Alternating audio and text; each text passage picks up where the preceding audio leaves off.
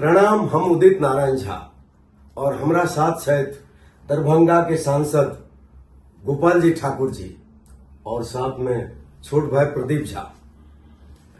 आइ मिथिला के लेल और मैथिली सबके लेल बहुत गर्व के बात है। आइ मैथिली भाषा में संविधान के जे लोकार्पण भेल है, ओहि के लेल राष्ट्रपति जी, प्रधानमंत्री श्री नरेंद्र मोदी जी और पूरा भारत सरकार के हम बधाई दै छी और साथे तहे दिल से धन्यवाद दै छी। मिथिला के लिए, मिथिला समस्त वासी के लिए बहुत ऐसे बढ़िया खुशी के बात आर की हेते।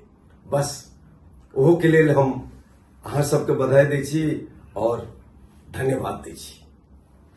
जय मोदी जी। जय मोदी जी।